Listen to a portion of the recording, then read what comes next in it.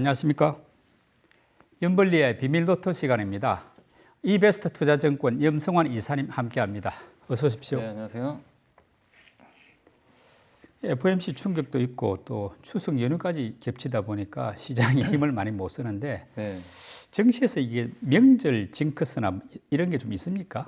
보통 이제 명절 전후로 또 항상 이런 이제 이벤트들이 꼭 생기곤 하는데 또 그때 보통 이제 우리나라 추석이 9월에 좀 많잖아요. 그렇죠. 네, 그래서 FOMC가 9월에 그렇게 좋았던 경험들이 그렇게 많지가 또 않았고 예. 또 이번에도 사실 마찬가지였고 또 거기다 이번엔 또 연휴가 특히 길잖아요. 6일이나 되다 보니까 더 그런 불확실성 때문에 증시가 뭐 더 많이 흔들리지 않아요. 그러니까 한마디로 이제 매수 욕구가 좀 많이 없는 거죠. 예. 그렇죠. 예. 예. 뭐 어쨌든 이번 주 증시를 움직였던 주요 이슈도 한번 점검을 하고 본격 토론 들어가겠습니다. 네. 이번 주에는 뭐 증시가 급락세로 좀 전환이 좀 돼버렸고, 뭐 아시겠지만 이제 FOMC 충격파가 좀 있었죠. FOMC에서 뭐 금리는 동결해서 그건 뭐 별 문제가 아니었는데, 예, 점도표를 내년에 이제 더 올려버렸죠. 올리면서 금리 인하 가능성이 이제 4번에서 2번으로 축소되다 보니까 단기금리, 뭐 장기금리까지 급등하면서 결국 이 금리 상승이라는 게 주식시장에는 부정적이거든요. 그게 이번 주 한 주를 완전히 장악했다라고 보시면 좀 좋을 것 같고, 그 외에 이런 이제 금리 문제뿐만이 아니라 우리나라를 대표하는 이제 산업이 반도체랑 2차 전지인데, 이 주 초반부터 TSMC 장비 납품 연기 요청이 좀 있어가지고 예. 결국 반도체 수요 여전히 안 좋나 이 좀 우려감이 있었고, 또 거기에 지금 영국이 전기차 전환하는 거를 2035년도로 5년 연기하겠다 이렇게 나온 데다가 LG 에너지 솔루션은 폴란드 공장 뭐 생산 가동 중단한다 이런 이제 뉴스가 또 단독 기사로 한번 나왔거든요. 그러니까 사실은 뭐 그 사실 무근으로 좀 밝혀지긴 했지만 가동률을 아마 좀 줄인다라는 건 사실이었던 것 같아요. 그러다 보니까 이게 2차 전지에도 당연히 이제 악재였죠. 그래서 우리 한국의 굵직한 두 개 산업에 대한 이 공통점은 수요 부진이거든요, 둘 다. 이게 이제 관통을 하면서 금리 부담, 이 주력 산업들의 수요 부담 두 가지가 겹치면서 증시가 좀 충격파를 좀 받았다라고 보시면 되겠고, 사실 이런 좀 최근에 8월부터 증시가 좀 부진했어도 그동안은 주도주들이 조금씩은 있었어요. 뭐 예. 계속 뭐 움직였는데 순환매가 좀 돌았죠. 네. 근데 아예 이제 이번 주는 그마저도 전혀 없었습니다. 주도주도 없고 뭐 테마주도 일부 뭐 초전도체만 조금 올라가다 말았고, 그래서 종목 장세도 없는, 그러니까 한마디로 이번 한 주는 올해는 사실 증시가 좀 괜찮았잖아요. 한마디로 이번 주는 그냥 작년과 같은 약세장의 그 전형적인 모습이 나왔던 한 주였던 것 같아요. 9월 FOMC에서 금리 동결은 이미 예상이 돼 있었던 건데 이제 문제는 파월 의장의 발언이 상당히 매파적이어 가지고 뭐 업종 불문하고 지금 추락한 셈인데, 시장에서 파월 의장 발언을 어떻게 해석했습니까? 그러니까 발언 내용을 보면 뭐 파월 의장이 뭐 세게 얘기한 건 사실 아니거든요. 근데 이제 그 여전히 데이터에 의존하겠다라고 좀 언급을 했지만, 결국 이제 여기서 얘기했던 건 뭐냐, 파월 의장도 그 일단 금리는 동결하지만 연준 위원들의 시각은 좀 점도표를 보면 나오지 않느냐, 조금 긴축적이다. 예. 네, 긴축적으로 좀 바뀌었다라고 했고, 중립금리가 좀 올라간 듯한 그런 발언을 일부 했던 것 같더라고요. 그러니까 명확하게 중립금리가 얼마라고 얘기는 안 했는데 중립금리가 조금 단기적으로 좀 올라간 것 같다. 예. 이런 뉘앙스의 좀 발언을 하다 보니까 긴축 심리를 또 자극을 시켰고, 결국 그 이번에 또 나왔던 이제 그 연준의 이 데이터 중에서 그 가장 이제 눈에 띄었던 건 점도표도 있지만 내년 경제 성장률 전망치가 오히려 이제 그 기존보다 좀 이렇게 상향돼 버렸잖아요. 올해도 그렇고. 그러다 보니까 시장에서는 경기 침체, 그러니까 경기 둔화를 좀 예상을 하고 있었는데 연준이 굉장히 낙관적인 이런 전망을 하다 보니까 거기에 좀 시장이 좀 놀랬던 것 같아요. 근데 결국 이건 뭐냐면 연준의 시각이 이렇게 간다는 건 쉽게 금리 인하 안 하겠다는 얘기랑 똑같거든요. 예. 그러니까 흔히 하이어 포 롱거라 그러잖아요. 그렇죠. 금리를 높은 상태에서 오랫동안 유지하는데 뭐 내년에 아예 금리 인하 안 하는 거 아닌가? 또 이런 불안감도 있었던 것 같아요. 그래서 이게 시장이 어쨌든 불안하게 느꼈던 거, 이렇게 되면 물가가 잡힌다고 지금 금리를 인하할 게 아니라 연준의 생각은 경기가 뭔가 좀 망가져야 금리를 인하하겠구나. 예. 이렇게 시장이 좀 바라본 것 같아요. 근데 이거는 되게 안 좋은 조합이잖아요. 경제가 안 좋아져야 금리를 낮추겠다. 그럼 이게 누가 봐도 좋게 해석하기가 좀 어려운 거죠. 그래서 시장이 이제 특히 나스닥 중심으로 이제 FOMC 이후로 이틀간 충격 받았던 건 아마 그런 부분 때문이 아니었나라고 좀 보고 있습니다. 말씀대로 점도표가 이제 핵심인데 연내 추가 인상 가능성도 좀 있는 것 같고 없지 않은 것 같고 또 내년에 금리 인하도 뭐 4번에서 2번 정도라는 이야기도 네. 나오고 하는데 어떤 그런 로드맵 앞으로 어떻게 보시나요? 금리. 일단 이제 그 중간값 기준으로 점도표가 올해는 유지가 됐고요. 예. 올해 5.6%라는 얘기는 지금 금리가 5.5니까 한 번 더 올리겠다는 얘기거든요. 그래서 시장에서는 현재 예상으로는 11월보다는 12월로 보더라고요. 12월에 한 번 더 올리지 않을까. 그게 물론 아직 확률은 50%는 아닌데 한 40% 정도 나오니까 일단 만약에 올린다면 12월 정도로 좀 확률은 보고 있고, 그리고 2024년도는 원래 4.6이었는데 이게 5.1로 올렸고, 예. 25년도는 3.4에서 3.9로 올렸습니다. 점도표를. 그 얘기는 금리를 4번 내릴 걸 이제 딱 2번 내리겠다. 네. 예, 내년에. 이렇게 보시면 좋을 것 같고, 그래서 내년 예상으로는 대부분 4분기 정도에 내릴 걸로 보더라고요. 내년 4분기 정도 돼야. 원래 2분기 정도 네, 2분기였어요. 기대했는데 예. 근데 이게 늦춰졌고 4분기에 한 2번 정도 낮추는 거. 요게 이제 시장의 이제 그 예상으로 좀 바뀌었다. 그러니까 내년 3분기까지 계속 이 고금리가 그냥 유지돼 버리는 거죠. 그러니까 시장은 당연히 불편하게 느낄 수밖에 없었던 것 같아요. 그리고 연준위원 19명 중에 12명이 추가 인상을 또 예상을 해버렸거든요. 그러니까 7명 빼고 12명이 여기에 그 매파로 불리는 블라드 총재도 없는데도 예. 이렇게 이제 색깔이 다 매파 쪽으로 좀 가다 보니까 이 부분마저도 좀 부담이었던 것 같습니다. 그래서 어쨌든 지금 나온 데이터 상으로는 내년, 그러니까 아무리 빨라도 3분기는 좀 넘어가야 금리 인하가 가셔야 되지 않을까. 이게 좀 시장의 평가인 것 같습니다. 이제 국제 유가가 급등하고 있는 이게 이제 연준 긴축의 큰 변수가 되고 있는데 지금 분위기 봐서는 100달러도 이제 뭐 거의 대비하고 각오해야 되는 거 아닌가 싶은 생각도 드는데 어떻게들 보나요? 일단 이제 요즘에 전망들이 100달러 넘을 거란 얘기들이 좀 많이 나와요. 또 90달러 넘다 보니까.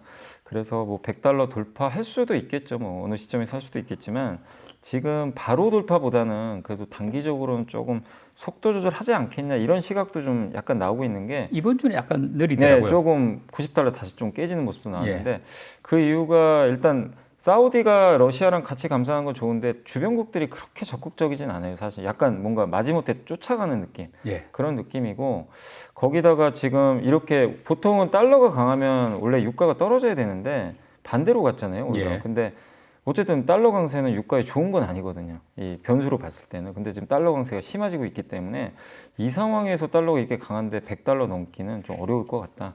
이 얘기가 있고, 또 이렇게 자꾸만 유가 올라가면 이게 결국 석유 수요를 줄게 만들거든요. 그러니까 수요 부담도 좀 생길 수가 있고, 그 다음에 이제 그 사우디 같은 경우도 어쨌든 이제 이렇게 유가가 자기 목적대로 올라온 건 맞아요. 여기서 이제 명분이 더 없다는 거죠. 90달러에서 100달러 넘는다? 그걸 위해서 또 감산하고 그럴 건 아니기 때문에 그런 걸 보면 당분간은 좀 속도 조절하지 않겠냐. 그리고 중간중간 미국도 좀 불편하니까 뭐 이란이나 이제 또 흘리겠죠, 한 번씩 이런 카드들을. 그래서 90달러에서 뭐 다시 80 깨져서 급 나간다는 게 아니라 요 레벨에서 좀 고유가 레벨에서 당분간 좀 멈췄다가 이제 4분기 들어가서 뭐 예를 들면 갑작스러운 또 수요가 급증한다거나 아니면 공급이 감소하는 뭔가 이벤트가 나오면 그때 100달러를 넘을 수 있는 거지, 지금 상태에서 바로 넘을 만한 그런 좀 근거는 좀 부족하다는 게 또 최근에 나온 그런 전망들이 좀 있는 것 같습니다. 이번에 9월 FOMC가 끝난 뒤에 미국 국채 금리가 많이 올라가지고 2년물은 뭐 5.2% 정도고 10년물도 4.4% 정도인데 이 정도로 높으면은 뭐 최근에 본 적이 없거든요. 네. 성장주들은 한동안 좀 어려운 시기를 겪을 수밖에 없다.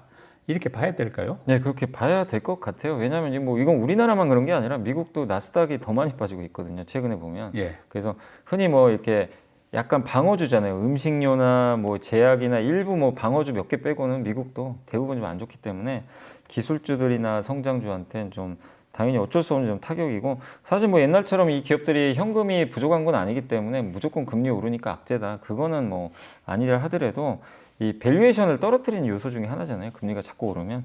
그래서 사실 올해 그 3월 이후로 한번 여러분들 생각해 보시면 3월 달에 뭐가 터졌죠? 그때 당시에 그 미국의 실리콘밸리 뱅크가 한번 무너졌잖아요. 근데 그때 무슨 일이 있었냐면 금리가 꺾이고 유동성이 갑자기 늘어나 버렸어요, 미국에. 돈을 연준이 푼 효과가 좀 나와버렸죠, 그때 이제 은행들 때문에. 그 후로 기술적 랠리가 나와버렸거든요. 그러니까 오히려 경기 망가지고 갖고 뭐가 안 좋은 신호 나오니까 성장주가 급등해버리는. 근데 지금은 이번 FOMC는 이거랑 정반대예요. 경기가 좋아서 금리 계속 높게 유지해야 되겠다. 그러면 성장주는 불편한 거죠, 사실. 예. 예, 그때랑 이제 완전 180도 상황이니까.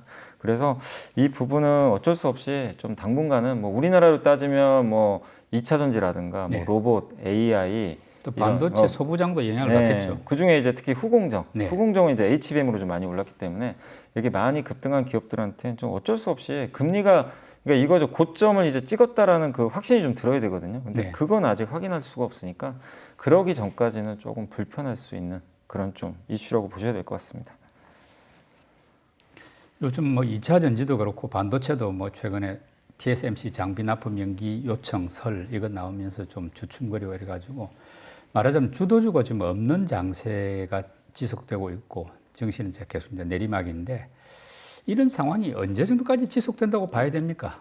일단은 뭔가 변화가 생겨야 되거든요. 이제 아까 말씀드린 제일 중요한 게 일단은 개인들의 심리로 봤을 때는 전 금리 같아요. 그러니까 예. 외국인들은 달러를 보고 이제 우리 개인 투자분들은 아마 금리를 볼 것 같은데 만약에 금리가 진짜 이제 좀 꺾이는 신호가 나온다. 뭔가 어떤 의미 있는. 그러면 이제 개인들의 시각도 바뀌어서 좀 들어올 것 같긴 한데 그건 아직 확인하려면 시간이 좀 더 필요하기 때문에 당분간은 아마 계속 소극적인 매매를 할 것 같고 그나마 이제 가까운 시일 내에 나올 수 있는 이벤트 정도로는 일단 이제 3분기 실적 시즌 들어가잖아요. 10월 중순은 10월부터. 중순은 돼야 네. 되니까. 그러니까 이제 물론 이제 삼성전자가 좀 빨리 발표하는 편이긴 하지만 중순 정도 되면 이제 실적들이 나오거든요. 이제 예. 그러면 개인 투자분들도 이제 실적을 보면서 많이들 매매하시거든요. 그래서 그런 흐름들을 보면서 이 실적주에 또 집중할 수 있는 분위기는 형성될 것 같습니다. 근데 그거는 지금부터 최소한 3, 4주는 좀 지나야 되거든요. 예. 그러니까 그 전에 뭔가 미국의 금리가 바뀔 만한 이벤트가 만약에 하나 뭐 없다면 당분간은 계속 이 주도주 없는 예. 장세. 근데 중간중간 뭐 뉴스 있는 기업들이 한 번씩 오르겠지만 우리가 이제 시장을 이끄는 뭐 2차 전지 반도체 같은 큰 산업들이 끌고 가는 그런 장세가 나오려면 전 적어도 좀 실적 시즌은 좀 들어가야 된다. 그래서 조금 한 3, 4주 정도 시간은 더 필요할 것 같습니다. 매크로 환경이 좀 불리해지다 보니까 원달러 환율도 지금 1,340원 정도 왔다 갔다 하는 수준까지 조금 더 오른 셈인데 이렇게 되면 외국인 매수세는 더 좋아지지 못하고 오히려 매도세가 이제 늘어나는 뭐 그런 상황이 좀 계속되지 않을까 이런 걱정도 드는데요. 네. 어떻습니까? 이게 이제 개인은 아까 금리고 외국인은 환율을 많이 보기 때문에 강달러가 좀 완화돼야 되는데 예. 이 강달러가 지금 아직까지는 완화되지를 좀 못하고 있고 왜냐하면 이제 미국이 계속 긴축을 좀 유지하고 있다 보니까요. 그래서 외국인 매도세에 대한 좀 부담도 있는 건 사실입니다. 올해 또 외국인들이 8.5조 원 정도를 매수를 했어요. 연초부터 지금 더해보면.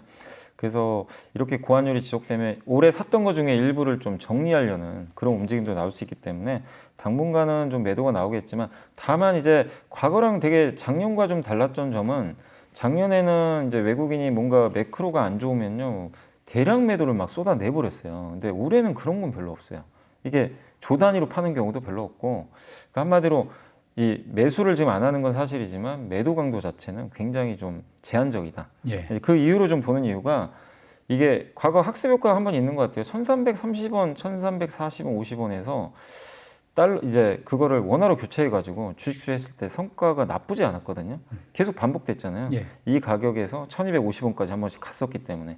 그래서 굳이 이렇게 달러 지금 높은 상태에서 원화 자산 팔 이유가 있겠냐. 그러니까 공격적으로. 그게 또 한 가지 있는 것 같고 또 최근에 약간 긍정적인 건 중국이 부양책을 어쨌든 계속 쓰거든요.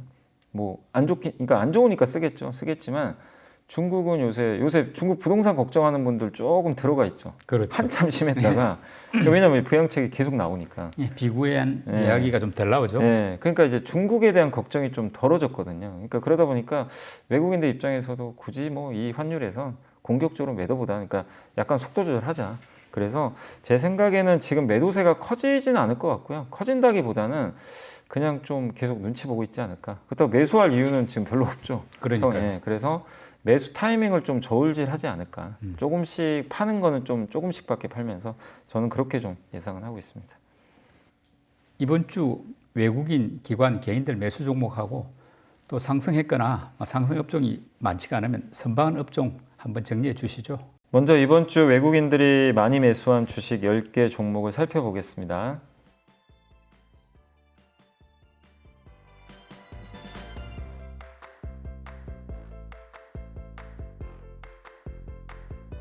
이번에는 기관 투자들이 이번 주에 가장 많이 담은 10개 종목을 알아보겠습니다.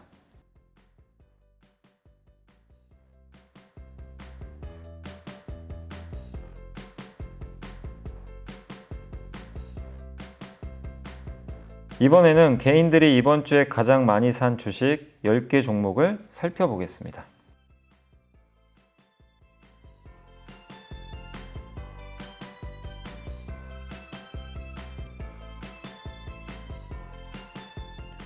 이번에는 이번 주에 가장 많이 좀 상승을 했거나 그래도 약세장에서 선방했던 10개 업종을 한번 알아보도록 하겠습니다.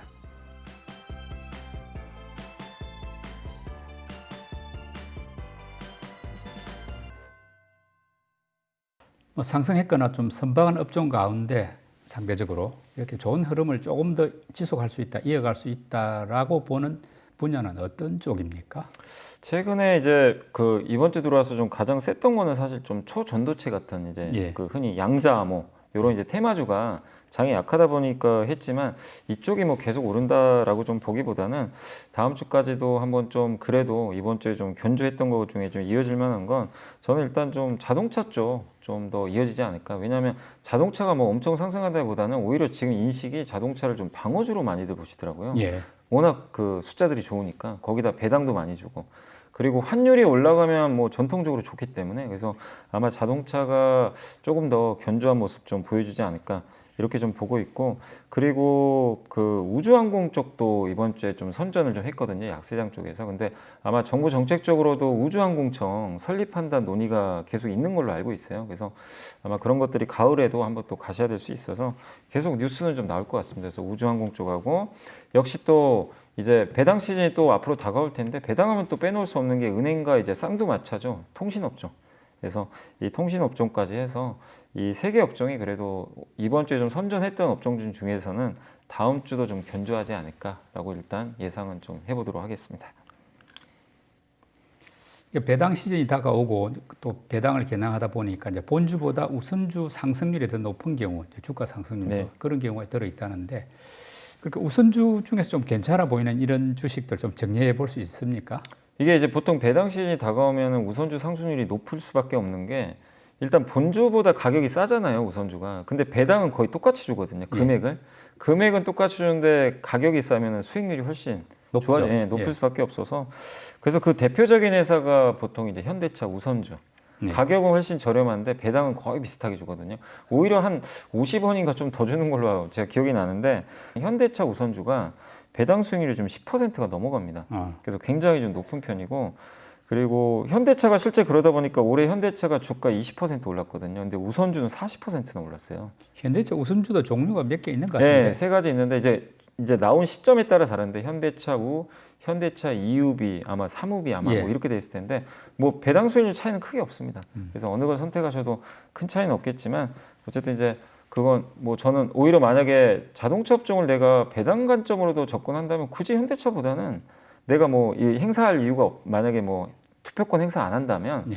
그렇다면 우선주 선택하는 것도 좋은 방법이고 또 한 가지가 삼성화재도 있어요. 그 삼성화재 우선주인데 여기도 본주가 제가 알기로는 배당 수익률이 한 5, 6% 나오거든요. 근데 여기가 그 우선주가 8% 정도. 더 확실히 높네요. 예, 그래서 이 기업도 괜찮고 또 증권주 중에서 NH투자증권 우선주도 여기가 배당 수익률이 한 7% 가까이 좀 나오니까 한번 여러분들이 배당을 좀 선택하신다면 이렇게 한번 배당금 이렇게 한번 보셔가지고 우선주를 한번 선택해 보시는 것도 저는 좀 좋은 전략이 될 수 있다. 그래서 충분히 한번 고민해 볼 만하다라고 말씀을 드리겠습니다. 연미사님이 선정한 이번 주에 보고서 듣는 시간인데요. 어떤 내용 준비해 오셨습니까? 안 그래도 자동차 업종 보고서 한번 갖고 와봤는데요. 하이투자증권의 조희승 연구원님이 자동차 또다시 찾아와 버린 저가 매수의 기회. 우리가 봐야 할 건 뭐냐? 이 내용이고 여기도 이제 그 내용이 나와요. 배당 수익률이 6%나 되는데 현대나 기아가 여전히 PER은 4배밖에 안 된다. 그래서 너무나 좀 저렴한데 그러나 이제 주가가 빠진 이유는 아마 많이들 아시겠지만 뭐 일본 업체가 지금 최근에 생산이 정상화되면서 현대차가 또 약간 위협받는 거 아니냐. 이 경쟁이 치열해지니까. 그리고 미국에서 요새 인센티브 올라가거든요. 이게 그 딜러들이나 이런 데 이제 주는 거죠. 아니면 차 살 때 보조금 주는 건데 그 현대차가 요새 좀 주고 있어요. 왜냐하면 비용이 늘어나네요. 예. 예. 왜냐하면 이제 미국에서 보조금 못 받거든요. 현대차는 전기차 살 때. 그래서 현대차가 대신 주고 있다고 합니다. 지금 그 보조금을 고객들한테. 그래서 인센티브가 올라가고 또 요즘에 이제 가장 문제가 전기차 재고 증가한다. 이 뉴스가 계속 좀 많이 퍼지고 있잖아요. 이 세 가지 악재들이 좀 나오다 보니까 현대차의 밸류를 올리지 못하고 좀 눌러주면서 이렇게 좀 났다. 근데 아까 말씀드린 일본 업체의 생산 정상화는 현대차의 문제가 아니라 그건 오히려 미국 기업들한테 더 이게 부담 아니냐. 예, 실제적으로 지금 미국 기업들 같은 경우 그 주력 모델 판매 훼손이 일부 좀 있는 것 같은데 현대 기아는 아직은 그런 부분들은 좀 없다고 합니다. 일본이 잘한다고 해도. 그래서 아직은 괜찮고 또 인센티브도 아까 전기차 때문이지 그거 제외한 그냥 일반적인 내연기관차 있잖아요. 그거는 그렇게 산업 평균 대비해서 아직도 굉장히 낮다고 합니다. 그래서 크게 우려할 필요는 없고 다만 이제 전기차가 좀 문제인 것 같아요. 이 전기차가 원래 올해 연초에 수요를 굉장히 좀 과대평가를 했었거든요. 아, 올해 전기차 이만큼 팔리겠지, 잘 팔리겠거니 했는데 지금 7월까지 이렇게 7, 8월까지 나온 수치를 보면은 그렇게까지 기대는 좀 미치지 못하는 게 그 가장 결정적인 게 중국하고 독일, 유럽이요 보조금을 줄이고 있어요 지금 전기차에 대한. 그렇죠. 예, 그러다 보니까 이제 유인이 떨어지죠 점점.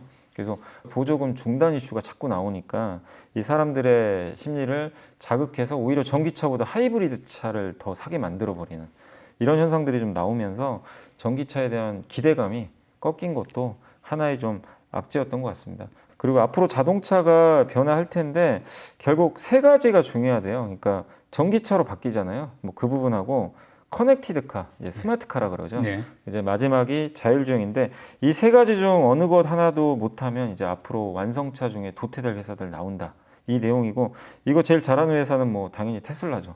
테슬라고 현대차도 지금 이분 의견은 어느 정도 지금 쫓아가고 있다. 테슬라를 향해서 쫓아가고 있어서 충분히 좀 잘해내지 않을까 이렇게 보고 있는데 다만 도요타나 혼다는 좀 잘 대응을 못하고 있는 것 같다. 일본 차는. 그렇게 좀 적어주셨고 그리고 이제 마지막으로 한 가지 특징이 자율주행으로 이제 현대차가 지금 가고 있잖아요.